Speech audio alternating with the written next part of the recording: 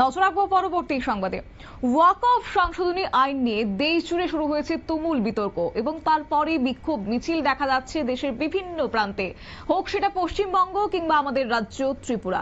এবং গতকালকে আমরা দেখিয়েছিলাম যে ওয়াকফ বিলের বিরোধিতা করে রাজ্য জুড়ে একটা তুমুল বিতর্ক সৃষ্টি হয়েছে, কোথাও কোথাও একটা হাতাহাতির রূপও কিন্তু একটা ধারণ করেছে রাজ্যে। কিন্তু সেই জায়গায় দাঁড়িয়ে আজকে দেখা গেল একটি ব্যতিক্রমী চিত্র।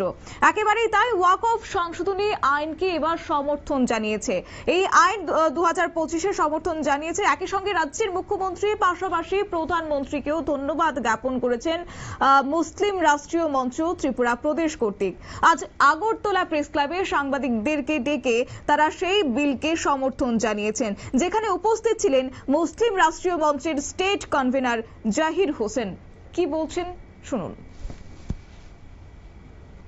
উপস্থিত হয়েছি ওয়াকফ অ্যামেন্ডমেন্ট অ্যাক্ট 2025, এটা এই অ্যাক্টকে সম্পূর্ণরূপে আমরা সমর্থন করছি মুসলিম রাষ্ট্রীয় মঞ্চ।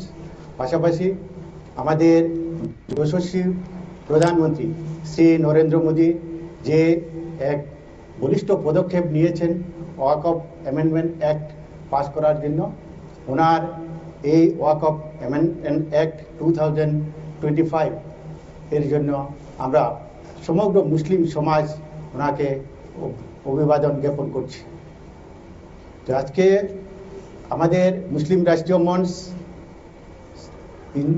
এর ডক্টর ইন্দ্রেশ কুমারজি, আরএসএস এর বরিষ্ঠ লিডার এবং মুসলিম রাষ্ট্রীয় মঞ্চের প্যাট্রন, ওনার অনুমতিক্রমে সমগ্র ভারতবর্ষে বিভিন্ন প্রোগ্রাম, র্যালি, সম্মেলন শুরু হয়েছে।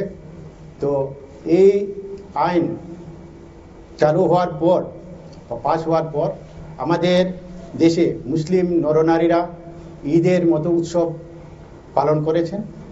এই আইনকে আমরা ওয়াকফ অ্যামেন্ডমেন্ট অ্যাক্ট 2025-কে মুসলিম সমাজ সম্পূর্ণরূপে সমর্থন করছে।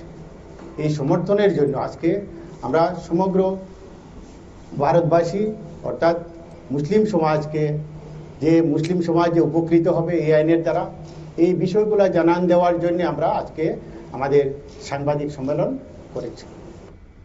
আপনারা শুনলেন তাদের বক্তব্য। অর্থাৎ দেশ জুড়ে যখন তুমুল বিতর্ক সৃষ্টি হচ্ছে বারবার, সেই জায়গা থেকে আজকে ব্যতিক্রমী চিত্র এবং সেই সঙ্গে মুসলিম রাষ্ট্রীয় মঞ্চের পক্ষ থেকে ধন্যবাদ জ্ঞাপন করা হয়েছে প্রধানমন্ত্রীর উদ্দেশ্যে, ধন্যবাদ জ্ঞাপন করা হয়েছে রাজ্যের মুখ্যমন্ত্রীর উদ্দেশ্যে এবং একই সঙ্গে তারা বলেছেন যে মুসলিম সমাজ এই আইনকে সমর্থন জানিয়েছে এবং আগামী দিনে সেই ধন্যবাদ জানিয়ে তারা বিভিন্ন কর্মসূচি করবেন বলেও জানানো হয়েছে। নিয়ে নিচ্ছে ছোট্ট একটি বিজ্ঞাপন বিরতির সঙ্গে থাকুন।